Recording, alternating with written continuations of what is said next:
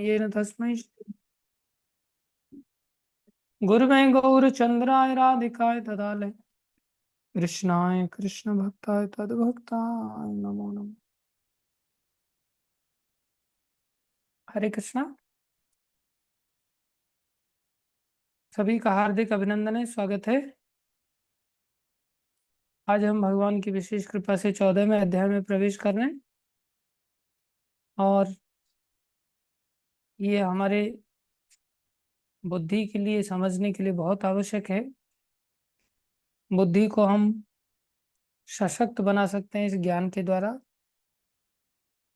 जिससे कि हमारा मन को भटकने से ये बुद्धि मन को रोकती है। देखो, जैसे हाथी होता है ना, तो हाथी को सोशल एनिमल माना जाता है, एक सामाजिक पशु है जो बहुत काम का है, उसके अंदर बहुत समझदारी पाई जाती है। लेकिन वही हाथी यदि पागल हो जाए तो फिर हैवॉक क्रिएट कर देता है, सब चीजें नष्ट भ्रष्ट कर देता है। तो हाथी को कैसे नियंत्रित किया जाता है? हाथी को प्रॉपरली थोड़ा सा शुरुआत में ट्रेंड करने के बाद, हाथी को अगर खिलाते रहोगे तो भी आपके लिए संभव नहीं, बिठा करके खिलाया नहीं जा सकता। अच्छा खासा खाता है, अच्छा खासा खाता है तो अच्छा खासा काम भी करने की संभावना है, बशर्ते उससे हमें काम लेना आना चाहिए। तो हाथी से कैसे काम लिया जाए? बोले हाथी को खुला छोड़ोगे तो ही तो काम करेगा, हाथी को रात दिन बांध के रखोगे तो कैसे काम करेगा? लेकिन हाथी को रात दिन खुला भी नहीं छोड़ सकते, हाथी को कुछ समय के लिए बांधना भी पड़ता है। इसलिए हाथी को लोहे की चेन से, बड़े से खंबे से बांध दिया जाता है। जब हमें काम लेना, जब हमारे पास टाइम है, तब उसे खोल करके उसके मस्तिष्क पर महावत के रूप में सवार होना पड़ता है और एक अंकुश होता है और उसके खोपड़ी पर एक कोमल जगह होती है, वहां उस पर प्रहार करते से उसको चोट लगती है। तो कहता है अरे यार यहाँ मत मारो, लगे तो तुम्हें जो करवाना है मैं करूंगा। तो एकदम से कोई भी व्यक्ति उस जगह को नहीं ढूंढ सकता, थोड़ा अभ्यास करना पड़ता है तो उसको पता चलती है कि हाँ यहाँ पर वो जगह है। तो अंकुश लेकर के वो व्यक्ति हाथी से काम ले लेता है, काफी वजन को उठाने का काम आसानी से ले लेता है। वही व्यक्ति हर समय तो नहीं ले सकता, जब काम खत्म हो जाता है तो उसे चेन से बांध करके आराम से अपने कार्यों में लग जाता है, वो चेन से बंधा हुआ फील करता है। तो हाथी भी ऐसा नहीं कि चेन को तोड़ने का प्रयास करे, शुरुआत में चेन को तोड़ने का प्रयास करता है, लेकिन बाद में उसको पता चल जाता है कि भाई मैं इस चेन को नहीं तोड़ सकता। बचपन से इसको बांध दिया जाता है इस तरह से लोहे की चेन से। आगे चल करके उसकी टांग को रस्सी, सिंपल नॉर्मल रस्सी से बांध देता है महावत जो है, और उसको लगता है कि मैं आज तक इस चेन को नहीं तोड़ पाया तो आज कैसे तोड़ पाऊंगा। इसलिए उसे रस्सी भी चेन नजर आती है लोहे की, इसलिए फिर उसे कभी प्रयास ही नहीं करता, फिर कभी तोड़ता ही नहीं। केवल इशारे से ही समझ जाता है कि हाँ मेरे को बांधा गया है और मैं आज तक तोड़ नहीं पाया, मैं आगे भी नहीं तोड़ पाऊंगा, मेरा कर्तव्य है शांति से बंधे रह करके रात गुजारना। तो ऐसे ही हमारा जो मन है ना, ये पागल हाथी की तरह है, इसको एंगेज भी करना होता है, इंद्रियों के माध्यम से इसको एंगेज करना होता है। और एंगेज करने के लिए भक्त क्या करता है? महामंत्र रूपी अंकुश का उपयोग करता है इस मन रूपी आ, हाथी के लिए। महामंत्र अंकुश की तरह होता है। कार्य कैसे लिए जा सकते हैं? इंद्रियों के माध्यम से कार्य लिए जा सकते हैं। इस हाथी के पास सुंदर हाथ है, ये हाथ रूपी इंद्रियां हैं, टांगे रूपी इंद्रियां हैं, मुंह रूपी इंद्रिय है, आंख रूपी इंद्रिय है। ये सब इंद्रियों को भगवान की सेवा में लगा करके असंभव कार्य को संभव बनाया जा सकता है। एक पेड़ है बेचारा, वो इन कार्यों को नहीं संपन्न कर सकता भगवान की सेवा के रूप में, लेकिन एक मनुष्य के इन हाथ पैर सारे शरीर के अंगों का सदुपयोग किया जा सकता है। तो हाथ पैर आदि ये सबके पास है, लेकिन नियंत्रित मन वाला व्यक्ति इसका यूटिलाइज कर सकता है। और अनियंत्रित मन वाला व्यक्ति इन हाथ पैरों का उपयोग नहीं कर सकता, इन इंद्रियों का उपयोग नहीं कर सकता, इंद्रियों के माध्यम से असंभव काम को संभव नहीं बना सकता। तो मंत्र के माध्यम से अंकुश लेकर के और मन को निरंतर अंकुश की तरह, जैसे हाथी को नियंत्रित किया जाता है, ऐसे निरंतर अंकुश की तरह मंत्र के द्वारा इस हाथी, मन रूपी हाथी को नियंत्रित करके इंद्रियों को लगा करके भगवान की सेवा वाला असंभव कार्य किया जा सकता है। लेकिन हर समय तो इंद्रियां कार्यशील नहीं होती। कई बार ऐसी स्थिति आ जाती है कि भाई अब कोई काम नहीं है, कुछ मन नहीं कर रहा, आराम से फालतू में बैठे हुए हैं। उस स्थिति में इस मन को कैसे रोकें? खाली दिमाग शैतान का दिमाग होता है। मन हाथी बन करके इसमें तूफान उठने लगते हैं, फिर ये हैवॉक क्रिएट करने की संभावना पे उतर आता है। ऐसी स्थिति को नियंत्रित करने के लिए क्या कर सकते हैं? बोले बुद्धि रूपी रस्सी के द्वारा इसको बांधना चाहिए। ये बुद्धि ज्ञान के माध्यम से लोहे की रस्सी की तरह जैसे हाथी को बांध दिया जाता है, ऐसे ही ये बुद्धि इसको बांध देती है। शुरुआत में काफी सशक्त लोहे की चेन से बांधना पड़ता है, बाद में ये मन रूपी हाथी थोड़े से इशारे से ही बन जाता है। थोड़ा सा इशारा बोल दोगे ना बुद्धि का, अरे भगवान ने कहा सर्व धर्मान परित्यज्य, तुम संसारी धर्मों के पीछे मन क्यों भाग रहा है, तो मन एकदम से समझ जाएगा। एक एक श्लोक के माध्यम से इस बुद्धि रूपी आ, ज्ञान के माध्यम से बुद्धि के द्वारा चेन से इसको बांधा जा सकता है, तब हम इस हाथी का सच्चा सदुपयोग कर पाएंगे। तो हमें ये सोचना चाहिए कि हम किस प्रकार से क्रियाशील संसार में होते हैं, तब हम बुद्धि का सहारा लेंगे, तब हम ज्ञान का सहारा लेंगे।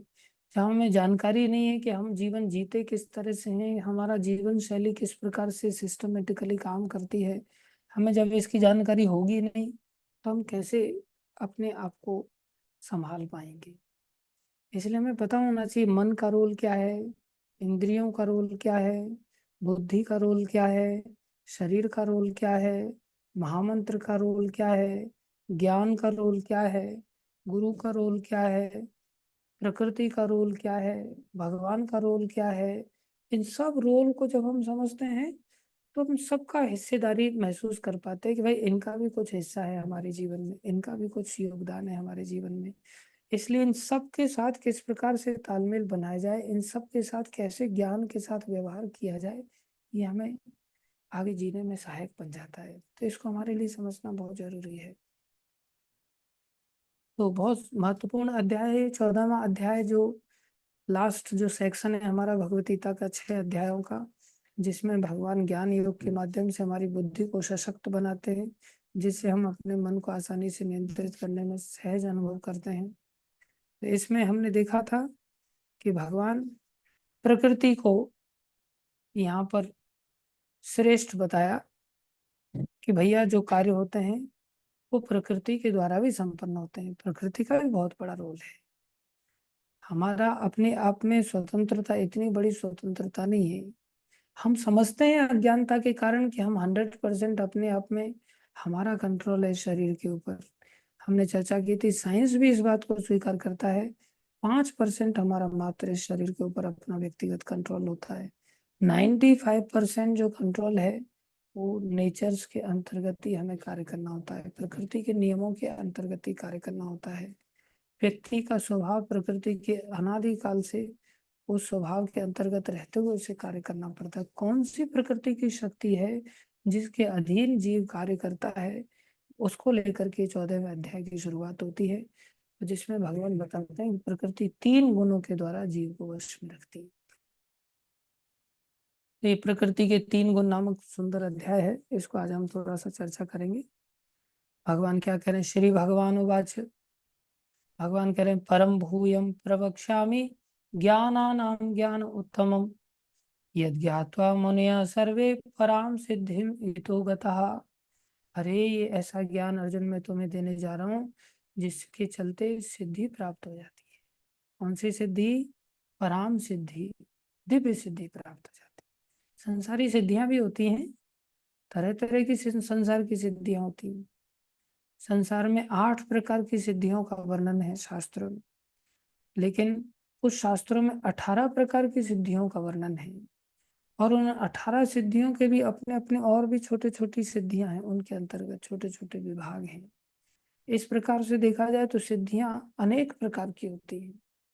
तो व्यक्ति उन सिद्धियों के पीछे भागता है, लेकिन वो ध्यान रहे पराम सिद्धि नहीं। भक्त इन सब सिद्धियों के पीछे नहीं भागता। जब भरत महाराज भगवान राम से मिलने के लिए चित्रकूट की ओर जब जा रहे थे, तो भारद्वाज मुनि के आश्रम में पहुंचे। भारद्वाज मुनि के आश्रम में भगवान राम भी गए थे और भरत महाराज भी आए।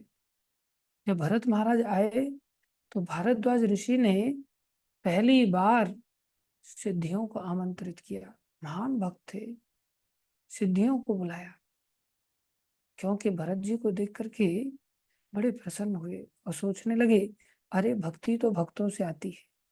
भगवान के लिए उन्होंने सिद्धियों को नहीं बुलाया था, भगवान राम भी आए थे उनके पास, लेकिन भरत जी के लिए उन्होंने सारी सिद्धियों को आमंत्रित किया। अरे इतने बड़े भक्त आए हैं जिनके हृदय में भक्ति का समुद्र है, इतने बड़े भक्त की सेवा तो भाई बड़े स्तर से होनी चाहिए। तो बड़े स्तर से सेवा करने के लिए खुद कुटिया में रहते हुए सारी सिद्धियों को आमंत्रित किया। जो भक्ति करने से उनके पास सारी सिद्धियां आ गई थी, लेकिन आज तक उन्होंने किसी सिद्धि का उपयोग नहीं किया। और जब सिद्धियां आ गई तो सारी सिद्धियां हाथ जोड़ करके खड़ी हो गई, और भारद्वाज ऋषि कहने लगे, अरे सिद्धियों, आज मैं तुम्हें भगवान के महान भक्त की सेवा में लगाना चाहता हूँ। आप कृपा करके ऐसी अच्छी सेवा करो, ऐसी अच्छी सेवा करो कि आज तक ऐसी सेवा किसी ने की ना हो। तो सारी सिद्धियां मीटिंग लेकर के बैठ गई। सारी सिद्धियां बोलने लगी, आज हम धन्य हो गए, इतने लंबे समय से हम इनके पीछे पीछे भाग रहे थे, भैया हमें यूज कर लो, यूज कर लो, यूज कर लो, लेकिन ये भक्त प्रवर इतने महान हैं कि इन्होंने आज तक हमें कभी अपनी सेवा में लगाया ही नहीं। ये भक्त होते हैं। यम लब्ध्वा चा परम लाभम न मन्यते अधिकम तथा।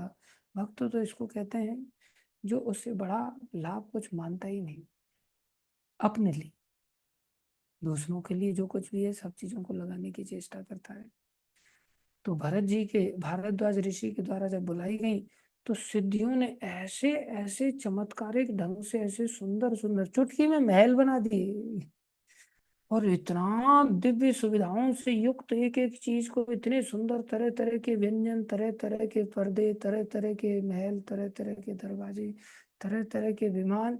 अरे देवता लोगों ने कभी सपने में नहीं सोचा था, देवलोक में भी ऐसा सुख नहीं था। ऐसा सुख भरत जी की सेवा में उपस्थित कर दिया उन्होंने। सुंदर रामचरितमानस में इस कथा का वर्णन आता है। और भरत जी की श्रेष्ठता देखो, उनकी भक्ति देखो, उन्होंने उसमें से कुछ भी स्वीकार नहीं किया। उन्होंने एकदम से मिट्टी की तरह बोले, समलोष्ठ समकांचन। जैसे पत्थर में, लकड़ी में और सोने में भक्त अंतर नहीं देखता, ये भरत जी ने भी अपना इतना ऊंचा आदर्श दिखाया। सिद्धियां सेवा करने के लिए तत्पर है, लेकिन भगवान भरत जी के रूप में सेवाएं स्वीकार करने के लिए तैयार नहीं है, क्योंकि वो भक्ति में इतना आनंद पा रहे हैं। तो मैं यहाँ से कहना चाह रहा था कि सिद्धियां हो सकती हैं तरह तरह की, लेकिन परम सिद्धि भक्ति की सिद्धि है, जो भारद्वाज ऋषि के पास थी। परम सिद्धि भरत महाराज के पास थी। भरत जी हालांकि भगवान के अवतार हैं, लेकिन भगवान के साथ साथ वो भक्त का भी रोल निभा रहे हैं, इसलिए भक्त अवतार के रूप में वो कार्य कर रहे हैं। तो उन्होंने भी दिखा दिया कि भक्त के पास कौन सी सिद्धि होती है। भक्त को कुछ नहीं चाहिए होता है। तो भगवान कह रहे हैं, ऐसा ज्ञान मैं तुम्हें दे रहा हूं अर्जुन, यद ज्ञात्वा मुनय सर्वे, जिसके चलते बड़े बड़े मुनियों ने, जैसे भारद्वाज मुनि की हमने आपको कथा सुनाया, बड़े बड़े मुनियों ने क्या किया, पराम सिद्धिम हितो गतः, उन्होंने इस संसार से पराम सिद्धि, पराम सिद्धि क्या है, भगवान का प्रेम प्राप्त हो जाना। इस संसार में रहते जब प्रेम प्राप्त होगा, अंतिम समय में भगवान की याद आएगी। अंतिम समय भगवान की याद आएगी। भगवान कहते हैं भगवत गीता में कि कोई अंतिम समय में, अंत काले माँ में स्मरण मुक्ता कलेवरम, अगर कोई अंतिम समय मेरा स्मरण करते हुए शरीर का त्याग करता है, वो निश्चित रूप से मेरे भाव को प्राप्त हो जाएगा, वो मेरी प्राप्ति करेगा, इसमें कोई संशय नहीं होना चाहिए। तो भगवान इस ज्ञान की महिमा का वर्णन कर रहे हैं कि इतना उत्तम ज्ञान है, इतना श्रेष्ठ ज्ञान है। क्या कह रहे हैं इस ज्ञान की महिमा? इदम ज्ञानम उपाश्रित्य मम साध्यम मत साधर्म आगता सर्गे अपि न उपजायन्ते प्रलये न व्यथन्ति च। अरे ये ज्ञान ऐसा है कि इसको प्राप्त करने पर मनुष्य स्थिर होकर मेरी जैसी दिव्य स्वभाव को प्राप्त कर लेता है। इस प्रकार स्थित हो जाने पर वो न तो सृष्टि के समय उत्पन्न होता है, न प्रलय के समय में विचलित होता है। अब सृष्टि के समय में उत्पन्न नहीं हुआ मतलब सृष्टि से तो बाहर चला गया ना। कहाँ चला गया? बोले गोलोक धाम में चला जाएगा, तो सृष्टि में फिर से आएगा नहीं, क्योंकि सृष्टि तो बार बार जन्म लेती लेती। भूता भूता प्रलीयते आ ब्रह्म भुवनार लोकान। ब्रह्म लोक से लेकर पाताल लोक तक ये सृष्टि बार बार जन्म लेती है, बार बार नष्ट होती है। तो सृष्टि में जन्म नहीं लेगा अर्थात भगवान के धाम को चला जाएगा, शाश्वत जगत में चला जाएगा। लेकिन प्रलय के समय में तो उसको कष्ट झेलना पड़ेगा। बोले नहीं, प्रलय के समय में उसको ऐसा होगा, प्रलय मतलब 3 तरह की प्रलय होती है। एक तो नित्य प्रलय है जिसमें हम हर समय मर ही रहे हैं।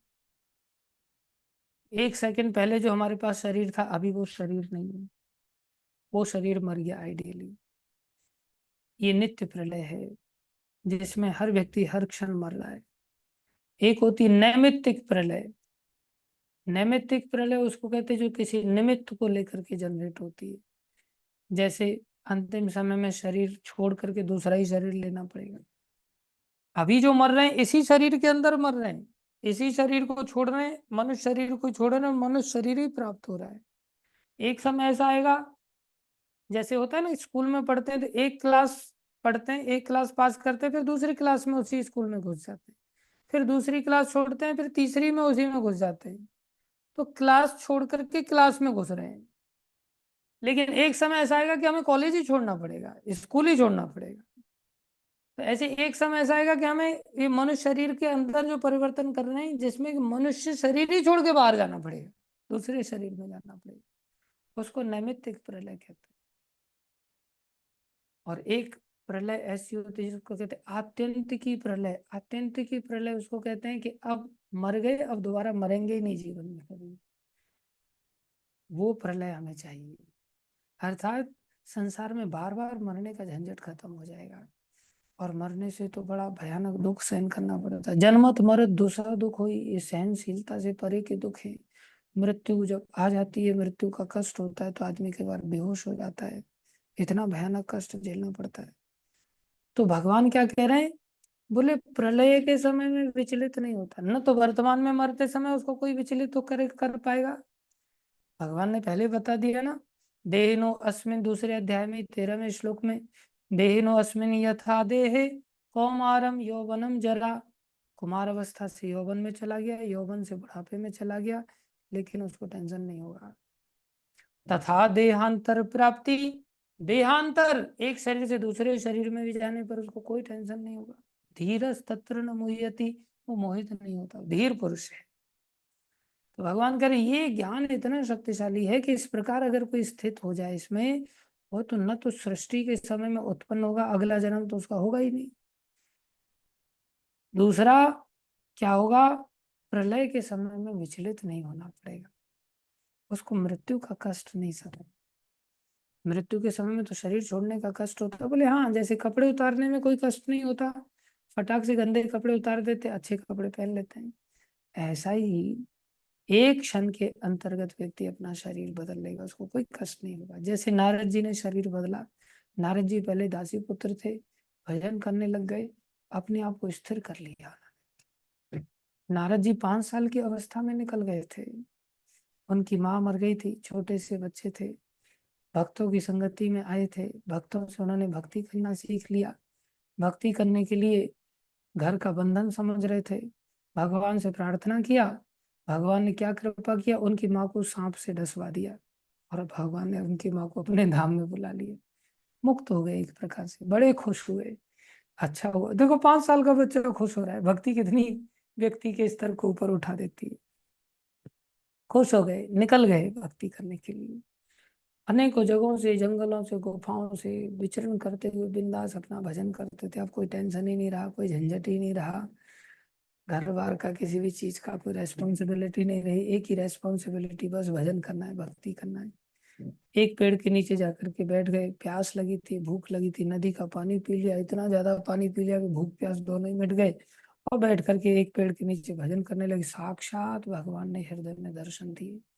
दर्शन दिए, भगवान अचानक से दर्शन दे करके अंतर ध्यान हो गए। दर्शन दिए तो बड़े खुश हुए। जब अंतर ध्यान हो गए तो छटपटाने लगे, जैसे छोटा बच्चा माँ के छिन जाने पर कैसा रोता है, खिलौना छिन जाने पर कैसा रोता है, भगवान के छिन जाने पर कितना रोए होंगे। एकदम फूट फूट के रोने लगे। अनेकों प्रयास कर रहे हैं, फिर से जप करने का ध्यान से प्रयास कर रहे हैं, लेकिन अब भगवान आ ही नहीं रहे, उनके हृदय में दर्शन ही नहीं दे रहे। आखिर में खूब रोने लगे। तब भगवान को आकाशवाणी करनी पड़ी उनकी अधीरता को देख करके। बोले, बस अब तुम्हें इस शरीर में तो अब दर्शन इस तरह से नहीं होंगे, तुम्हें अब अपने पापों को धोना पड़ेगा, अपने कलमश को धोना पड़ेगा भक्ति करते करते। अंत में जैसे ही तुम्हारा ये कलमश धुल जाएगा, तुम शुद्ध हो जाओगे, तब मेरी प्राप्ति तुम्हें फिर से हो जाएगी। नारद जी पूरा जीवन भजन करते रहे, करते रहे, करते रहे, करते रहे। एक दिन क्या हुआ, अचानक से जैसे बिजली कड़कती है, सेकंड्स में पता नहीं चलता कब बिजली आई और कब चली गई, ऐसे ही सेकंड्स में अचानक से उनका ये शरीर छूट गया और दिव्य शरीर नारद जी वाला प्रकट हो गया, और भगवान के साक्षात दर्शन करने लगे। और भगवान ने उनको प्रसन्न होकर के फिर अपना वीणा दिया, जिसको तंबूरे को बजा करके वो निरंतर कीर्तन करते रहते हैं। दिव्य शरीर प्राप्त हो गया। तो भक्त को प्रलय का कोई कष्ट नहीं होता, भक्त को मृत्यु का कोई कष्ट नहीं होता, ये भक्त की सामर्थ्य हो जाती है। ऐसा क्यों हो गया? क्योंकि भक्त ने आराधना की थी, इस ज्ञान के आधार पर स्थिर होकर के भजन किया था।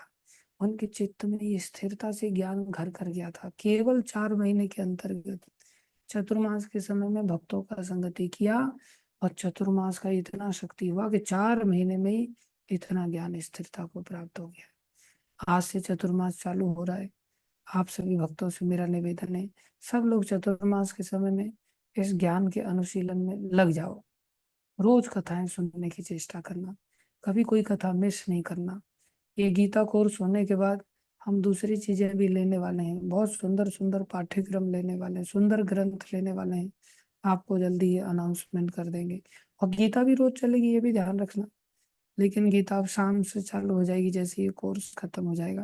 तो शाम को आपका टाइमिंग, आप लोग मैक्सिमम लोग जो टाइमिंग बताओगे, 7 बजे से 8 बजे तक, या 7:30 से 8:30 बजे तक, उसके अनुसार गीता का फिर एक एक श्लोक हम और थोड़ा विस्तार से लेंगे। और फिर 2-3 साल तक गीता का कोर्स चलता रहेगा। जैसे सुबह भागवत कथा होती है, ऐसे ही गीता की भी क्लास शाम को चालू हो जाएगी। और 7 से 8 जो सुबह का समय है, उसमें भी कोई ना कोई कोर्स चलता रहेगा। तो आप ये चतुर्मास के समय में इसको प्रयास करो अटेंड करने का। और आप लोगों के माध्यम से मेरे को भी करना पड़ेगा, क्योंकि बिना जब मैं पढ़ूंगा नहीं, मैं सुनूंगा नहीं, मैं कुछ बोलूंगा नहीं, तो फिर आप तक कैसे पहुंचेगा? तो मेरा भी उद्धार हो जाएगा, मेरे को भी सेवा करने का एक मौका मिलेगा, मेरी भी बुद्धि में ये ज्ञान स्थिरता से घर करने लग जाएगा। हो सकता है ये 4 महीने के अंदर मैं भी नारद जी की तरह सब छोड़ करके निकल जाऊं कहीं किसी जंगल में, और फिर मैं भी कहीं जल पी करके चेष्टा करूं, तो शायद कृपा करके मेरे को भी दर्शन हो जाए। और फिर मैं भी बिंदास एकदम, हाँ, बाबा जी बन करके कहीं इस प्रकार से पूरा जीवन भर अपने पापों को धोने लग जाऊं, और अंत में मेरे को भी भगवान तंबूरा पकड़ा दे, ले भैया तू भी कीर्तन कर नारद जी के साथ। कितना बढ़िया हो जाएगा ना। नारद जी बड़े दयालु हैं, प्रहलाद महाराज बड़े दयालु हैं। ये सभी छोटे छोटे बच्चों को प्राप्त हो गया, तो हमें क्यों नहीं प्राप्त हो सकता? हम सबको प्राप्त, यही जीवन का लक्ष्य है। बाकी संसार में आवागमन बहु भूतवा भूतवा प्रलय लगा रहेगा 84 लाख योनियों में। कुत्ते बन जाएंगे तो बस बरसात से बचने के लिए कभी इस गाड़ी के नीचे घुसेंगे, कभी उस गाड़ी के नीचे घुसेंगे, कभी इसी मकान में घुसेंगे। वो पत्थर उठा करके, मार करके, जूते उठा करके मार के भगाएंगे हमको। बहुत दुर्गति हो जाएगी हम सबकी। इसलिए हम सभी को ये इनके इन प्रकार चतुर्मास के माध्यम से अपने जीवन को भक्ति के इस ज्ञान में स्थिर करने की चेष्टा करनी। चतुर्मास में आप सब लोग अधिक से अधिक जप करने की चेष्टा करना। सब लोग मेरे को भी आशीर्वाद देना, मैं भी जप कर पाऊँ अधिक से अधिक, मैं भी गीता भागवत आदि का श्रवण कर पाऊँ। और इसके लिए थोड़ा कम खाना चाहिए। तो कम खाने के लिए थोड़ा व्रत ले सकते हैं आप लोग, कि भाई हम दिन में 3 ही बार खाएंगे बस। ये छोटी बात नहीं है दिन में 3 बार खाना। हो सकता है आपके लिए ये बहुत छोटी बात हो, आप सोचे प्रभु जी व्रत बता रहे हैं चतुर्मास का या भोगी बना रहे हैं। अरे मेरे जैसा व्यक्ति जिसका मुंह निरंतर चलता ही रहता है, चिप्स देगा तो ले आओ, मूंगफली देखा तो ले आओ, मिठाई देखा तो ले आओ, कोई आदमी सोचता ये भोजन थोड़ी है, ये तो चना चबेना है, ये तो निरंतर चल सकता है, क्या दिक्कत है। ये तो फिलिंग द ब्लैंक्स है, ये फिलिंग द ब्लैंक्स नहीं है। कुछ ज्यादा ही फिलिंग होता जाता है, ब्लैंक खत्म कर देते हैं हम। अरे पेट में आधा पेट अन्न होना चाहिए, लेकिन मैं भाषण दे रहा हूँ, मेरा 102% अन्न घुसा देता हूँ पेट के अंदर। तो इतना सहज नहीं है, इसलिए मैं कह रहा हूँ कोई संकल्प लेकर के बोले 3 ही बार दिन में मैं केवल मुंह चलाऊंगा, कुल्ला करने के बाद फिर मैं दोबारा कुछ नहीं लूंगा, तो ये भी अपने आप में छोटा व्रत नहीं है। और कोई सोचे कि नहीं ये तो कोई बहुत ज्यादा हो गया, भोग हो जाएगा, ये तो ठीक है, आप ज्यादा तपस्वी हो तो आप 2 ही बार खाओ, कोई दिक्कत नहीं। नहीं 2 बार का ऐसा संकल्प लो कि 2 से तीसरी बार मत लो। सुबह ले लो, शाम को ले लो, फिर अच्छी तरह से कुल्ला करने के बाद अब शाम को ही खाएंगे सीधा, ऐसा सिस्टम होना चाहिए। लगे तो 2 बार में अच्छी तरह से 56 भोग सजा लो, कोई मना नहीं कर रहा है, लेकिन 2 बार का नियम लो कि हम 2 ही बार खाएंगे, 2 बार से ज्यादा नहीं खाएंगे। 2 बार मनुष्य लोग खाते हैं, 3 बार असुर लोग खाते हैं, 1 बार देवता लोग खाते हैं। हमारी इच्छा है कि हम कैसी कैटेगरी, मैं तो असुर हूँ भैया, मेरे को तो गिनती नहीं है खैर। तो कोई लोग 1 बार खाने का भी व्रत ले सकते हैं, जिनका शरीर आकार थोड़ा सा ज्यादा है, जिन्होंने पूरे बाकी 12 महीने में से 8 महीने खूब कलेक्शन किया है, अब 4 महीने वो चाहें तो थोड़ा सा अपने आप को सिकोड़ सकते हैं, 4 महीने थोड़ा सा अपने आप को अपने फ्रेम में ला सकते हैं। नहीं तो दान देने वाले लोगों को भी कपड़ा दुनिया भर का लगेगा, कपड़ा ज्यादा लगेगा, जगह ज्यादा लगेगी, कमरे में 2 लोगों को रहना मुश्किल हो जाएगा क्योंकि फिर सफोकेशन होने लगता है ना। इसलिए ऐसा नहीं कि 3 फुट इधर और 3 फुट इधर समा ही नहीं रहे, ऐसा नहीं। तो थोड़ा शरीर को नियंत्रित करने के लिए 1 बार भी खा सकते हैं कुछ लोग लेकिन कितने बार भी खाओ, लेकिन अगर चतुर्मास में अच्छा जप नहीं किया आपने, अच्छा शास्त्रों का अध्ययन नहीं किया, कथा श्रवण नहीं किया, तो फिर कोई मतलब नहीं। इसलिए लगे तो खा पी करके मोटे होकर के ही मर जाओ, लगे तो, लेकिन भजन करके मरो, नाम जप करके शरीर का त्याग करें, तो उससे क्या होगा, भगवान की प्राप्ति हो जाएगी। शरीर है ये तो यहाँ मोटा पतला जैसा भी यही छूट जाएगा, इसलिए इसको लेकर के ज्यादा टेंशन लेने की जरूरत नहीं है। हाँ इतना मोटा शरीर ज्यादा लंबा समय नहीं चलता, पतला शरीर कई बार थोड़ा ज्यादा आयु को प्राप्त हो जाता है, नॉर्मली ऐसा देखा जाता है। इसलिए थोड़ा शरीर को नियंत्रित करने के हिसाब से, इंद्रियों को नियंत्रित करने के हिसाब से, जिन चीजों के प्रति हम बहुत ही ज्यादा आसक्त रहते हैं, मान लो कुछ लोग हैं जो चिप्स छोड़ ही नहीं सकते, जिनकी चिप्स के अंदर ही जान बसी रहती है, अलग अलग लोग हैं उनकी अलग अलग चीजों में जान बसी रहती है, कुछ लोगों की चाय में जान बसी रहती है, कुछ लोगों की हाँ पराठों में जान बसी रहती है, कुछ लोगों की छोले कुलचे में जान बसी रहती है। तो जिसकी जहाँ जान बसी हुई है, कम से कम चतुर्मास के समय में 1 आध महीना उन चीजों को छोड़ दो, ज्यादा नहीं छोड़ सकते तो ऐसे 1 आध महीने। कुछ लोग दूध के प्रति बहुत ऐसे आसक्त, दूध के बिना जीवन संभव नहीं, पनीर के बिना जीवन संभव नहीं, सबके बिना जीवन संभव है। चेष्टा करो अलग अलग महीने में जो हमारे व्रत के नियम हैं, उन नियमों का हम पालन करें, तो ये चतुर्मास को भी हम चेष्टा कर सकते हैं, जिसके माध्यम से हम इस ज्ञान में स्थिरता को प्राप्त कर सकते हैं। आगे भगवान क्या कह रहे हैं, भगवान कह रहे हैं भैया हे भरतपुत्र, ब्रह्म नामक समग्र भौतिक वस्तु जन्म का स्रोत है, और मैं इसी ब्रह्म को गर्भस्थ करता हूँ। अब देखो प्रकृति, भगवान और जीव का आपस में क्या रिलेशन है, उसको इन श्लोकों के माध्यम से अब भगवान बता रहे हैं। ये ज्ञान की महिमा बता रहे हैं, अब ज्ञान का आरंभ कर रहे हैं। कैसे ज्ञान का आरंभ कर रहे हैं, बोले ये प्रकृति का रोल क्या है, तुम स्वतंत्र नहीं हो। भगवान कह रहे हैं जिसमें समस्त जीवों का जन्म संभव हो पाता है। संभवः सर्वभूतानां ततो भवति भारत। बोले ददामि अहम उस गर्भ को, तस्मिन गर्भम, उस प्रकृति के गर्भ के अंदर जीवों को मैं पैदा करता हूँ। तो प्रकृति क्या है? बोले ये प्रकृति हमारी माँ है, जिसके गर्भ के माध्यम से हम सभी पैदा होते हैं। तो प्रकृति माँ है, भगवान पिता हैं, हम संतान हैं। अब हमें तीनों के साथ मिल करके परिवार चलाना है। बिना माँ के भी हम नहीं जी सकते, बिना पिता के भी हम नहीं जी सकते। और माँ बाप को भी हमें बहुत प्यार आता है, इसलिए माँ बाप भी हमें प्रेम करते हैं। तो हमें माँ बाप के अंतर्गत रहते हुए प्रीति के साथ अपने जीवन को, इस संबंध को बिठा करके आगे बढ़ाना है। प्रकृति को समझना चाहिए, समझना चाहिए हम अधीन हैं, हम स्वतंत्र नहीं हैं। जैसे एक बालक होता है माँ बाप के अधीन रहता है, ऐसे ही हम स्वतंत्र नहीं है, हम सभी अधीन हैं। हरे कृष्ण। तो भगवान इसी बात को और चौथे श्लोक में भगवान बता रहे, बोले सर्व योनिषु कौन्ते। सब योनिया, खाली मनुष्य शरीर की बात नहीं हो रही। रामायण में भी भगवान ने इस बात को घोषणा किया, मम सब प्रिय सब मम उपजाए। सब मेरे प्रिय हैं क्योंकि सबको मैंने पैदा किया है। हम कहीं आसमान से नहीं टपक करके आए, या हमारे सो कॉल्ड माता पिता के द्वारा हम पैदा नहीं किए गए। कई बार हमारे माता पिता के लिए तेरे को मैंने पैदा किया। अच्छा, कितने सारे ऐसे शादीशुदा लोग होते हैं जो पैदा करने का प्रयास करते लेकिन संतान ही नहीं होती। कितने सारे ऐसे परिवार देखे जाते हैं। कई बार गर्भ धारण हो जाता है फिर भी बच्चे मर जाते हैं, गर्भ गिर जाते हैं। तो कौन धारण कराता है, कौन गर्भ को विकास विकास विकसित करता है, कौन अंदर जीवित रखता है, कौन उसकी रक्षा करता है? बोले ये भगवान ही करते हैं।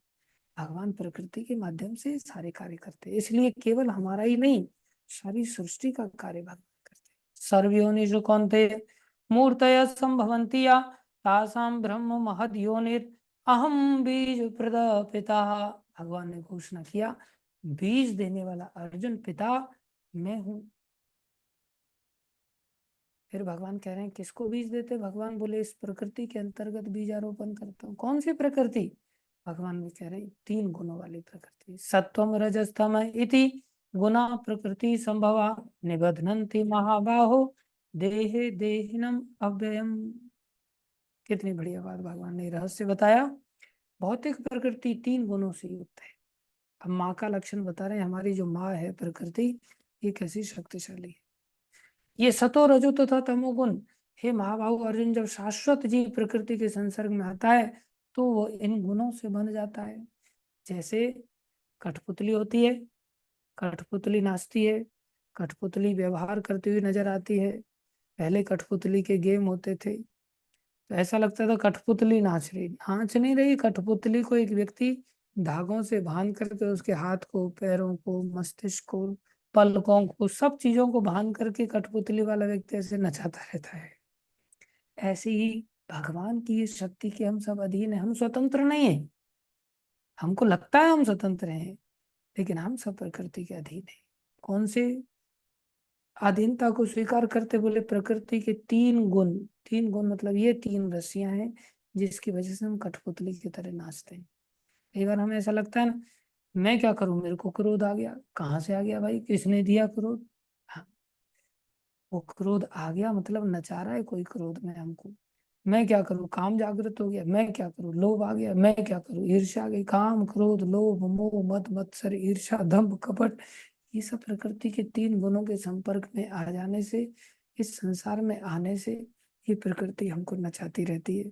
हम किसी न किसी गुण के अधीन होकर के अपने जीवन को बांध देते हैं, हम बंध जाते हैं, हम स्वतंत्र नहीं। देखो कैसी विचित्र बात है, बंधा हुआ व्यक्ति सुख का अनुभव करता है या दुख का अनुभव करता है? छोटे हम बच्चे थे, ज्यादा मस्ती करते थे, बदमाशी करते थे, तो पिताजी लाओ लाओ रस्सी लाओ, इसको बांधते हैं। अरे हमारी तो चलाई क्या, यशोदा मैया रस्सी मांग रही है कृष्ण को बांधने की। इतनी मस्ती कर रहा है, चोरी करना सीख गया है। आज इसको नहीं रोका ना, कल तो ये डकैत बन जाएगा। इसके भले के लिए चलो इसको दंड दिया जाए। तो माता ने रस्सी मंगा लिया। रस्सी से उल्टा बांध करके लटका देंगे तेरे को। तो डर उत्पन्न हो जाता था। तो बंधने पर हम कांप जाते थे, हम सोचते थे आगे से ऐसा नहीं करेंगे, आप बांधो मत बस हमको। तो इस तरह से बंधना अच्छा थोड़ी होता है। लेकिन हमारी मूर्खता देखो, हम सब बंधे हुए और हमें ये पता नहीं कि हम बंधे हुए हैं। बंधा हुआ व्यक्ति तो दुख का अनुभव करेगा, उसे मुक्त होना चाहेगा, लेकिन हम में से कोई मुक्त होना चाहता ही नहीं, क्योंकि हमें ज्ञान ही नहीं कि हम बंधे हुए हैं। भगवान को ये ज्ञान देना पड़ रहा है। भगवान को बताना पड़ रहा है तुम बंधे हुए हो, और तुम जो संसार में अपना प्रयास कर रहे हो उसे और ज्यादा बंधते चले जाओगे, और तुम्हारा बंधन सख्त हो जाएगा, तुम्हें कष्ट झेलने पड़ेंगे। भगवान चाह रहे हैं कि हम सभी ना बने। भगवान क्या बता रहे हैं कैसे बनते हैं हम? बोले 3 गुणों की रस्सियां सबको बांध देती है। तत्र सत्वम निर्मलत्वात् प्रकाशकम अनामयम सुख संगेन बध्नाति ज्ञान संगेन चानघ। बोले सतोगुण कैसे बांधता है? सतोगुण सुख के द्वारा बांध देता है। अरे संसार का सुख सुख नहीं है। जब सुख के द्वारा ही बांध दिया, तो बांध दिया तो सुख कहाँ रहा? बोले सुख के द्वारा कैसा बंधना होता है? बोले सुख के द्वारा ऐसा बंधना होता है जैसे मान लो आपके गले में कोई लोहे का 1 किलो वजन लटका दे, तो आपके गले को बांध दिया ना, जैसे हथकड़ी बांधते हैं ना, तो लोहे से हथकड़ी बांध देते कि नहीं, हाथों को बांध देते हैं लोहे से। तो लोहे से बांध दिया, तो बांध दिया तो आदमी सुखी होता है क्या? उस बंधन को प्राप्त करके बंधन तो दुखी कर दिया ना। लेकिन अगर उसी लोहे की हथकड़ी की जगह पर कोई सोने की हथकड़ी बांध दे, तब एक थोड़ा सा खुशी वाली हथकड़ी लगेगी ना। जबकि वो बेवकूफ न खा सकता है ठीक से, न कुछ और काम कर सकता है, कितना बड़ा बंधन है, लेकिन फिर भी सोने की बंधी हुई है ना, इसलिए थोड़ा सा सुख का अनुभव करता है। तो बोले ये भी है भी तो बंधन ही। मान लो आपके हाथ सोने से बांध दिए जाए पीछे की ओर ऐसे लेकर के, और बता दीजिए देख सोने से बांधे भाई, और आप भूखे मर रहे हैं, तो ऐसा सोने का सुख किस काम का जिसकी वजह से आप रोटी नहीं खा पाएंगे? इससे अच्छा तो बिना सोने के भैया तू खोल दे बस, ना हमें सोना चाहिए, ना लोहा चाहिए, ना कॉपर चाहिए, तू खोल दे बस, हम रोटी तो खा पाएंगे। इसलिए मुक्त अवस्था भगवान के धाम की अवस्था है, जहाँ भक्त आनंद से खाता पीता सब चीजों की आवश्यकता की पूर्ति उसकी होती है। लेकिन यहाँ हम संसार में भ्रमित सुख से बंध जाते हैं, सात्विक सुख से बंध जाते हैं, और सात्विक सुख से बंध करके ज्ञान के भाव से बंध जाते हैं। आदमी सोचे मैं बहुत ज्ञानी हूँ साहब, और मैं ये भौतिक ज्ञान के अंदर आता है सतोगुण का ज्ञान, ध्यान रखो।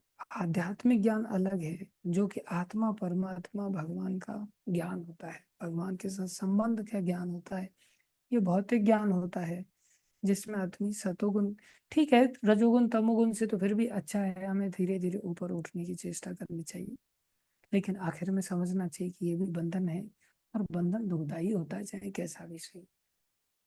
आगे भगवान कह रहे रजोरागात्मकम विद्धि तृष्णाम संग समुद्भवम तत् निबद्धन्ति कौन्तेय कर्म संगेन देहिनाम।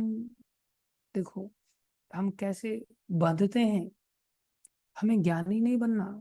ये नहीं कि हम निकल पड़े और जंगल में जाकर के और दुनिया भर की किताबों को पोथियों को पढ़ने, हमें भक्त बनना है। अगर ज्ञानी बन जाएंगे तो ज्ञान के संग से हम संसार के सुख में बंध जाएंगे, और जो कि प्रकाश में है, अंधकार में नहीं है सतोगुनी ज्ञान, लेकिन आखिर में संसार के अंदर का ही है, गुणातीत भगवान के धाम का तो ज्ञान नहीं है। दूसरा है रघु रजो रागात्मकम विद्धि। हे कुंती पुत्र, रजोगुण की उत्पत्ति कहाँ से होती है? बोले असीम आकांक्षाओं से होती है। क्योंकि इसमें कैसे बनता है? तृष्णाम संग समुद्भवम। ये कहाँ से उद्भव होता है? बोले आकांक्षा से, इच्छाओं से, हमारी अंदर इच्छाएं कूट कूट के भरी पड़ी। तन निबध्नन्ति कौन्तेय कर्म संगेन देहिनाम। जिसके चलते हम क्या करते हैं? सकाम कर्मों से बंध जाते हैं, कर्मों के फल हमें झेलने पड़ते हैं। इसलिए सतोगुनी व्यक्ति भी बंधा हुआ है, रजोगुनी व्यक्ति भी बंधा हुआ है, और तमोगुनी व्यक्ति भी बंधा हुआ है। कैसे बंधा हुआ है तमोगुनी व्यक्ति? तस्मात् तु अज्ञानजम अज्ञान के कारण तमोगुनी व्यक्ति बनता है, इच्छाओं के कारण रजोगुनी, ज्ञान के कारण सतोगुनी, और ज्ञान का बिल्कुल उल्टा अज्ञान, उसके कारण तमोगुनी। हमने ये सब विस्तार से आपको बताया था। भगवान कह रहे हैं तुम जान लो अज्ञान से उत्पन्न तमोगुण समस्त देहधारी जीवों का मोह है, और इस गुण के प्रतिफल पागलपन है। आदमी पागल हो जाता है। प्रमाद है, आलस्य तथा नींद है। हाँ, प्रमाद, आलस्य तथा निद्रा, हाँ, जो बद्ध जीव को बांधते हैं। हमको नींद में बहुत आनंद आता है ना, आलस्य में बहुत अच्छा लगता है। समझ लो घोर तमोगुनी है, इसलिए हमें उसमें अच्छा लग रहा है। हम बंधे हुए हैं लेकिन हमें सेंस ही नहीं है। हाँ, इसलिए सारा संसार इन तीनों रस्सियों से बंधा रहता, हम सब प्रकृति के अधीन है। सत्वम सुखे संजयति रजः कर्मणि भारत, ज्ञानम आवृत्य तु तमः प्रमादे संजयत्युत। हे भरत श्रेष्ठ, सतोगुण मनुष्य को सुख से बांधता है, रजोगुण सकाम कर्म से बांधता है, और तमोगुण मनुष्य के ज्ञान को धक्करों से, पागलपन से बांधता है। इसके उदाहरण अगर हम समझें तो रामायण में 3 भाई हुए हैं। 3 भाई मतलब वैसे तो 4 भाई हुए, राम लक्ष्मण भरत शत्रुघ्न।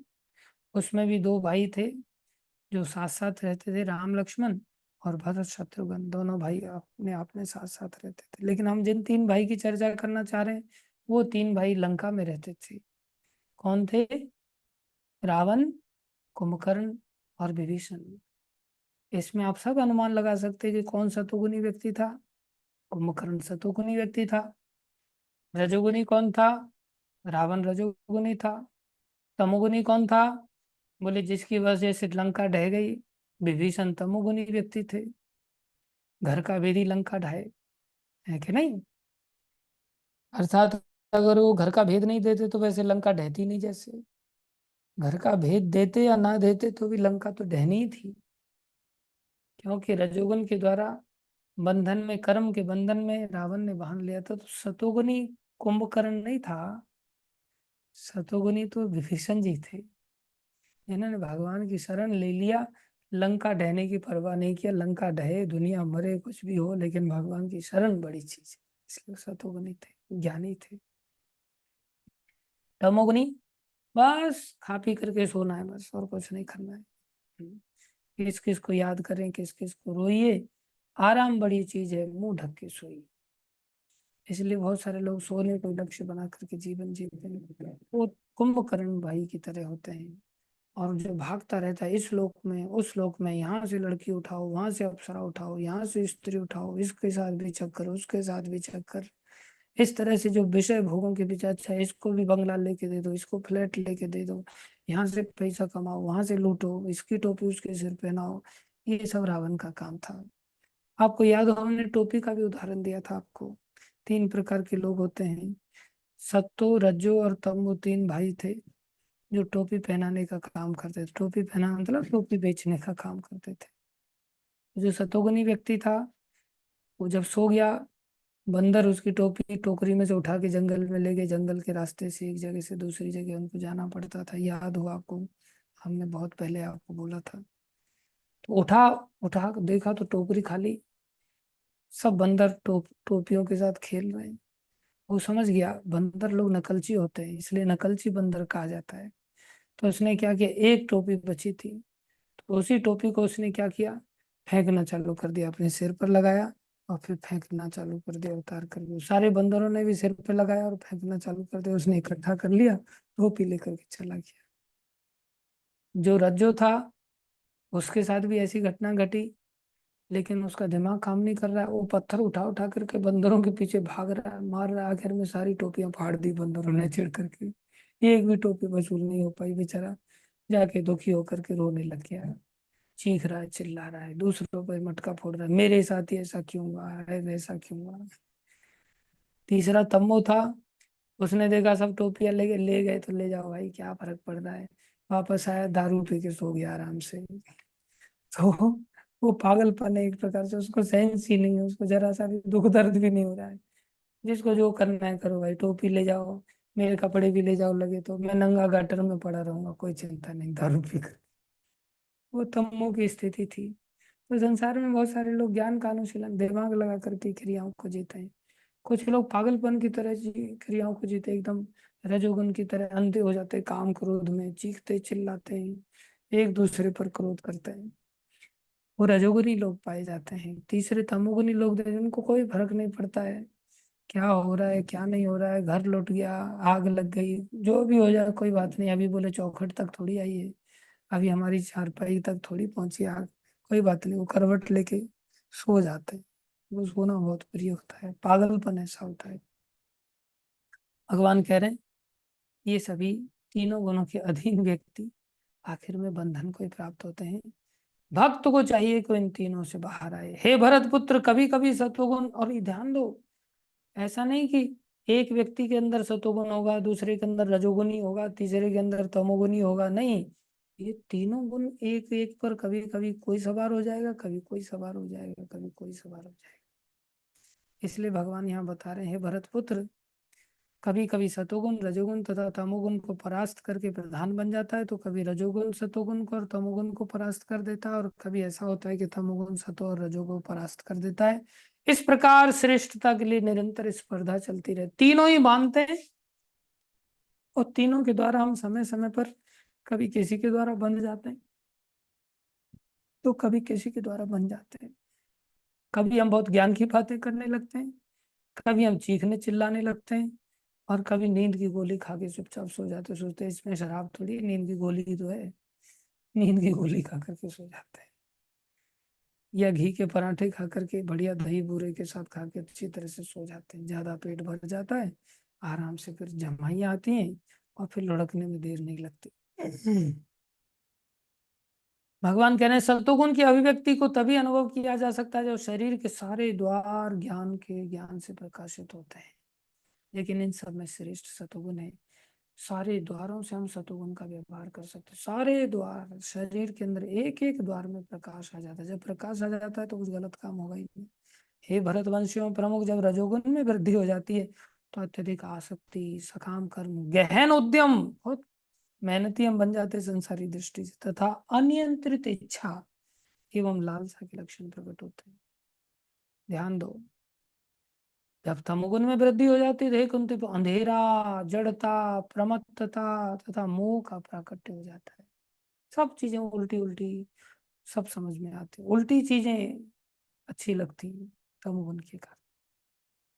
परिणाम क्या है, बोले जब कोई सतोगुण में मरता है तो उसे महर्षियों की विशुद्ध उच्चतर लोकों की प्राप्ति होती है, स्वर्ग आदि, महर लोग, जन लोग, तप लोग। अब भगवान जो जिस गुण में मरेगा उस पर उसको परिणाम की प्राप्ति होगी।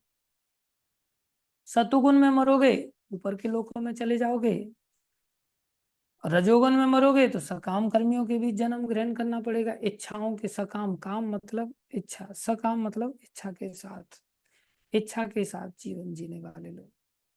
बोले सकाम कर्मियों के बीच में जब कोई तमोगुण में मरता है तो पशु योनि में जन्म धारण करता है, उसको कहते हैं अधोगच्छन्ति तामसा। पुण्य कर्म का फल शुद्ध होता है और सात्विक कहलाता है, लेकिन रजोगुण से संपन्न कर्म का फल दुख होता है। पुण्य कर्म का फल शुद्ध होता है और सात्विक कहलाता है। पुण्य कर्म भी हमें नहीं करना है, भगवान हमें समझा इसलिए रहे कि इनमें से कुछ नहीं करना है, और करना भी है ज्यादा। अगर बुद्धि समझ में नहीं आ रही है तुम्हारी भक्ति करने के लेकर के, तो कम से कम पुण्य तो कर लो, सतोगुणी तो बन जाओ अगर भक्त नहीं बन पा रहे हो। भगवान कह रहे हैं सात्विक होता है, लेकिन रजोगुण से संपन्न कर्म का फल दुख होता है, और तमोगुण में किए गए कर्म तो मूर्खता के प्रतिफल होते हैं। उसको सुख दुख का भी भान नहीं होता, वो बेचारा ऐसे ही पड़ा रहता है। सतोगुण से वास्तविक ज्ञान उत्पन्न होता है। हाँ, सतोगुण से ज्ञान का अनुशीलन जरूर व्यक्ति कर पाता है एक ना एक दिन। रजोगुण से लोभ उत्पन्न होता है, और तमोगुण से अज्ञान, प्रमाद और मोह उत्पन्न होते हैं। अब हम समझ सकते हैं कि हमारे जीवन में क्या है। परिणाम फिर से सार रूप में बता दिया भगवान। ऊर्ध्वम गच्छन्ति सत्वस्था, मध्य तिष्ठन्ति राजसा, जघन्य गुण वृत्तिस्था, अधो गच्छन्ति तामसा। जो जघन्य काम करता है, उल्टे सीधे काम करता है, तमोगुनी काम करता है, उसको नीचे आना पड़ता है। और जो सतोगुनी काम करता है वो ऊपर जाता है। मध्य तिष्ठन से, इस भौतिक संसार में मध्य में पृथ्वी लोक आदि पर राजसी लोग ज्यादा पाए जाते हैं, रावण की मेंटलिटी के जो लोग पाए प्राय होते हैं। तो ध्यान दो, ये जो गुण है, इन गुणों के आधार पर हमें अपने जीवन को सीखना चाहिए, समझना चाहिए और अपने जीवन की रक्षा करनी चाहिए। कुल मिलाकर के हमारी जीवन की शैली अगर ज्ञान के आधार पर हो रही है कि भाई ये सही है, ये गलत है, शास्त्र ने ऐसा बताया है, ज्ञान के आधार पर हमारे जीवन का हर स्टेप अगर हम जीते हैं, सुबह उठने से लेकर के रात को सोने तक, जिसमें सोने के लिए भी ज्ञान है कि हमें कौन सी दिशा में सिर करके सोना चाहिए। शास्त्र कह रहा है पूरब की ओर आपका खोपड़ी होना चाहिए रात को सोते समय, या दक्षिण की ओर खोपड़ी होना चाहिए। इसके अतिरिक्त अगर आप किसी और दिशा में खोपड़ी करके सो रहे हो तो मान लो आप सतोगुण नहीं है, सतोगुण चला गया आपके दिमाग में। सोने को लेकर के भी सतोगुण चाहिए, खाने को लेकर के भी सतोगुण चाहिए, कपड़ा पहनने को लेकर के भी सतोगुण चाहिए, हेयर स्टाइल को लेकर के भी सतोगुण चाहिए। जैसे अब मेरी हेयर स्टाइल देख रहे हैं ना, ये गुणातीत स्टाइल है, सतोगुण से भी ऊपर की स्टाइल है। बड़े भाग्य से ऐसी स्टाइल मिलती है हेयर स्टाइल। बाकी तो लोग ऊपर की ऐसी कटिंग करते हैं कि जैसे पूरा छिपकली बना देते हैं, उसके पैर नीचे ऐसे। आजकल तो लोग क्या क्या एकदम टपोरी टाइप के लोग देखे जाते हैं, छिपकली के जैसे पैर नीचे आ रहे हैं, वो घोर तमोगुनी हेयर स्टाइल है। तरह तरह के ऐसे लोग। हमारा बोलचाल कैसा है, मतलब हर चीज हमारा, देखना क्या, सुनना क्या, बोलना क्या, खाना क्या, सूंघना क्या, पहनना क्या, चलना क्या, फिरना क्या, यहाँ तक कि मल मूत्र का त्याग करना भी, अगर किसी को ये ज्ञान नहीं है, ऐसा नहीं कि कभी भी हाँ प्रेशर आ गया और चल पड़े, कभी भी बोले जब आएगा तभी जाएंगे बोले, ऐसा नहीं।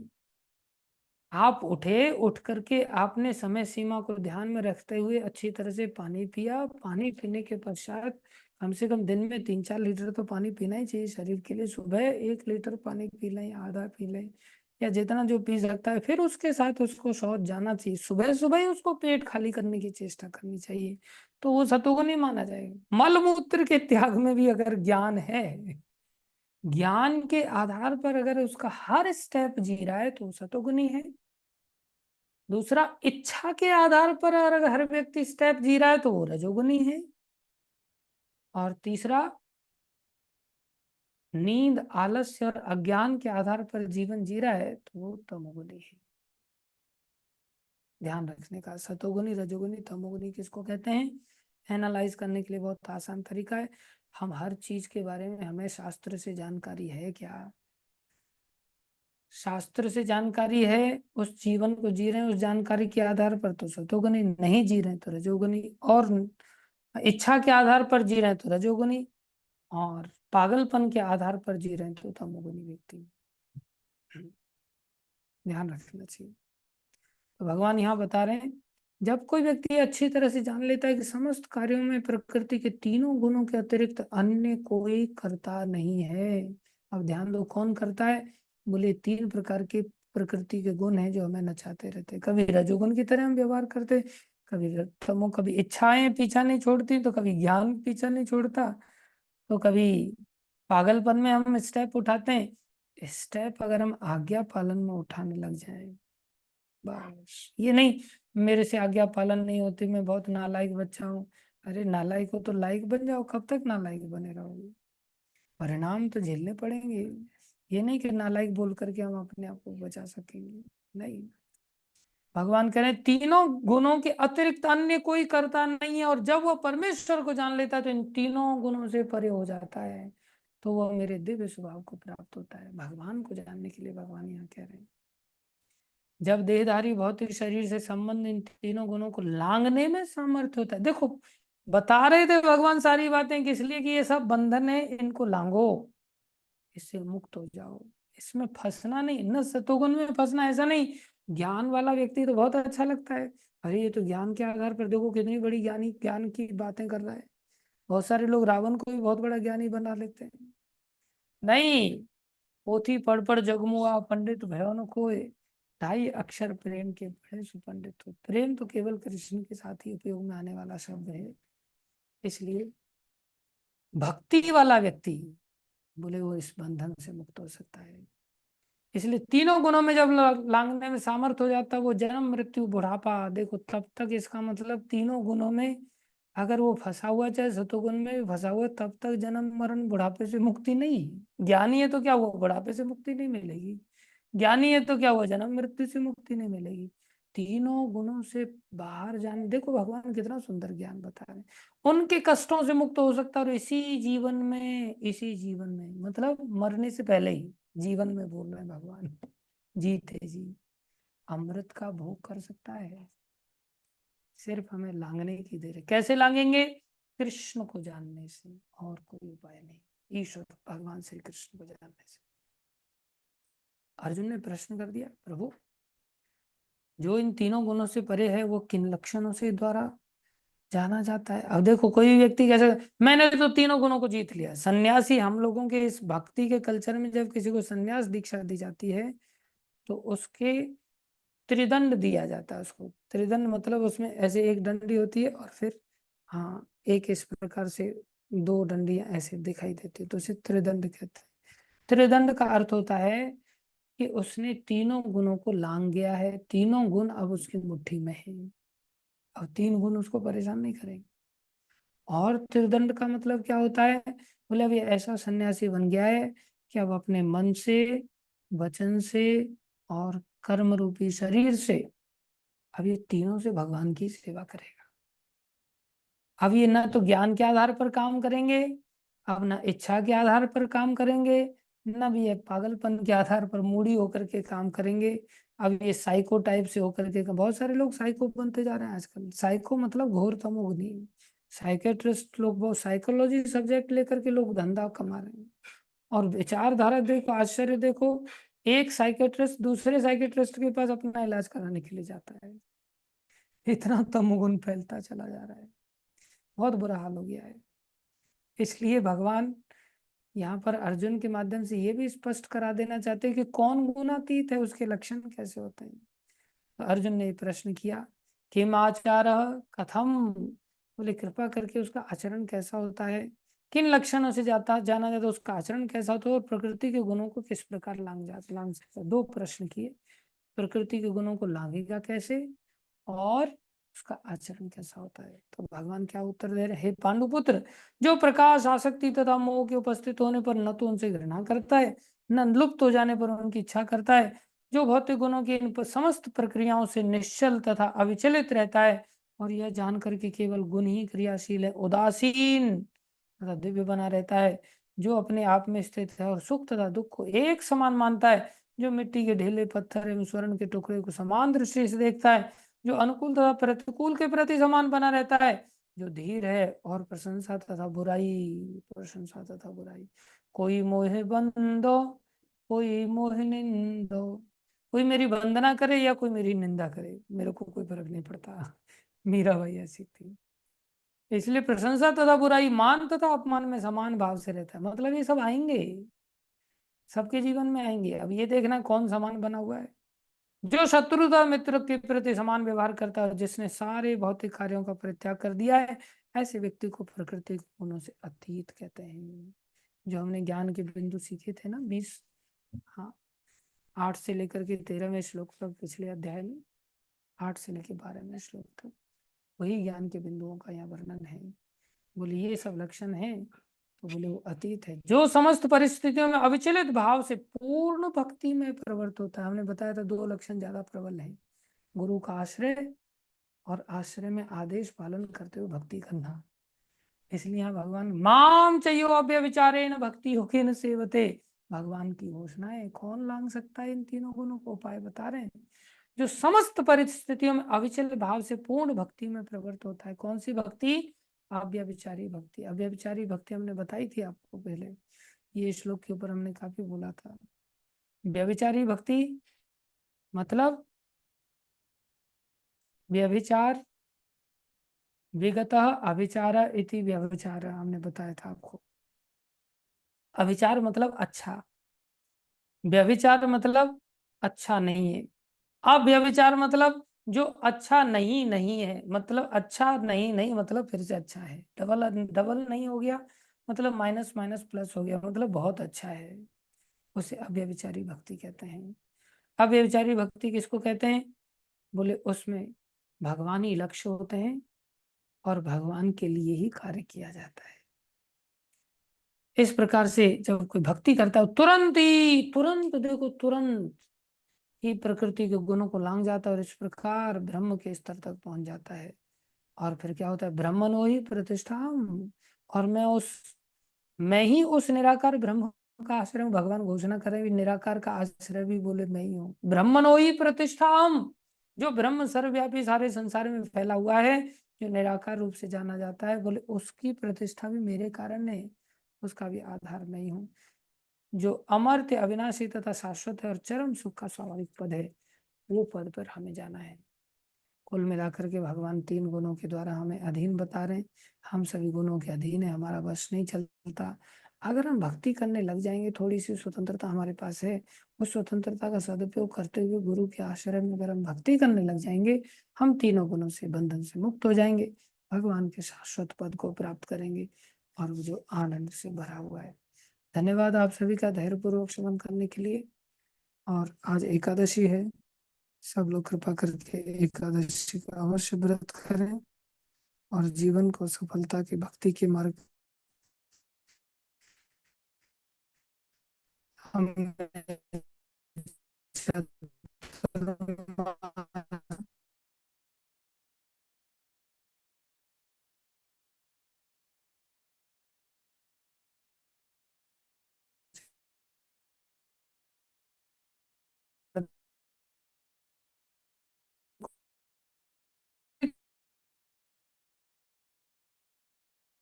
कृष्ण बोले, राजन आषाढ़ शुक्ल पक्ष महान पुण्यमय स्वर्ग और मोक्ष प्रदान करने आषाढ़ शुक्ल पक्ष में शनि एकादशी के दिन जिन्होंने कमल पुष्प से कमल लोचन भगवान विष्णु का पूजन तथा एकादशी का उत्तम व्रत किया है, उन्हें तीनों लोकों और तीनों सनातन देवताओं का पूजन कर लिया। देखो भगवान की कमल से पूजा कर लो, सबकी पूजा हो गई। हरिशयनी एकादशी के दिन मेरा एक स्वरूप राजा बलि के यहाँ रहता है। देखो भगवान कितने भक्तवत्सल हैं, भगवान अपने भक्तों की यहाँ भी पहरेदारी करते हैं। दूसरा, क्षीर सागर में शेषनाग की सैया पर तब तक शयन करता है जब तक आगामी कार्तिक की एकादशी नहीं आ जाती। अतः आषाढ़ शुक्ल पक्ष की एकादशी से लेकर कार्तिक शुक्ल पक्ष तक मनुष्य को भली भांति धर्म का आचरण करना चाहिए। जो मनुष्य इस व्रत का अनुष्ठान करता है वो परम गति को प्राप्त होता है। इस कारण यत्न पूर्वक इस एकादशी का व्रत करना चाहिए।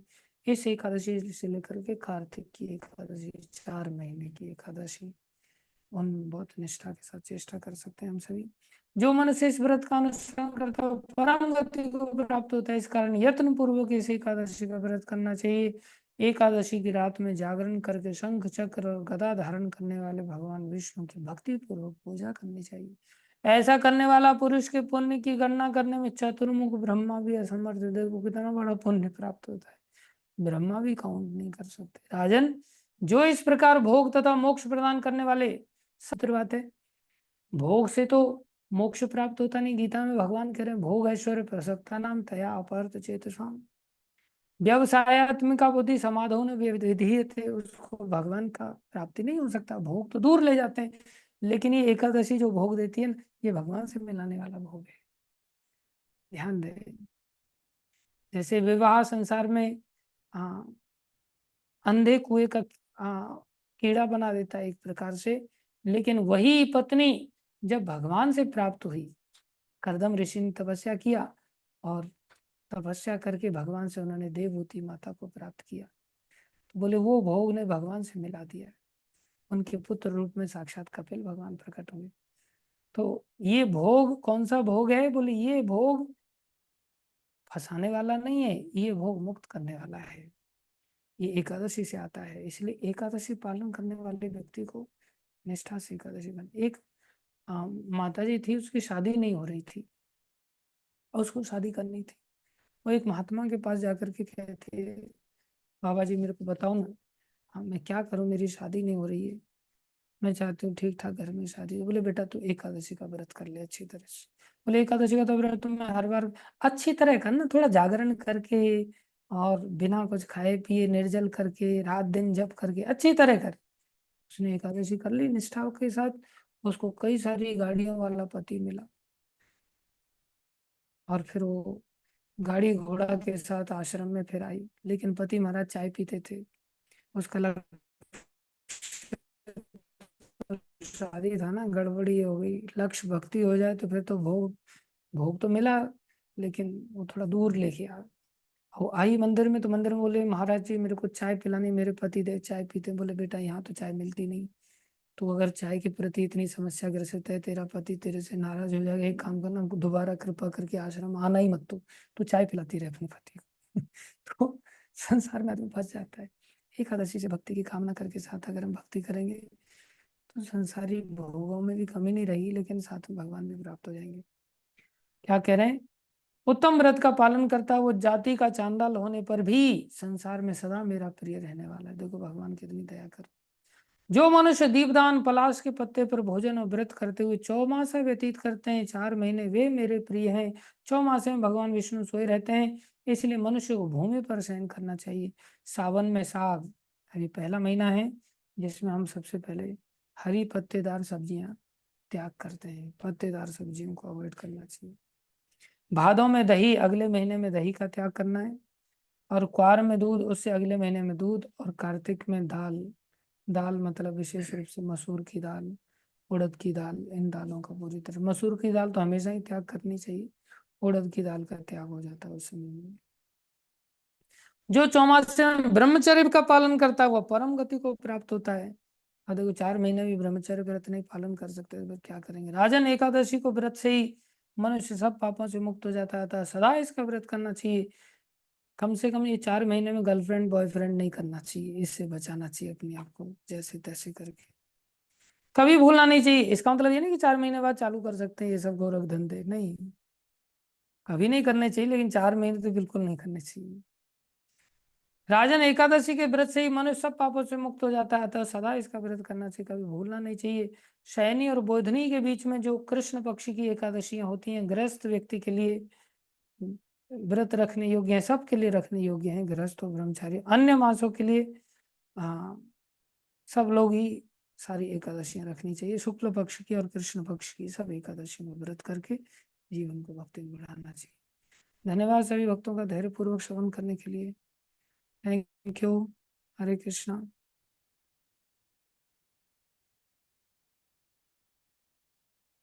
शिल प्रभुपाद की जय, भागवत महापुराण की जय, भगवान की वाणी भगवत गीता की जय, एकादशी व्रत की जय, चतुर्मास व्रत की जय, और आप जैसे तपस्वी भक्तियों की भक्तों की जय। आप सब आशीर्वाद दो हम भी ये सब कर पाए। हरे कृष्णा। प्रणाम सभी।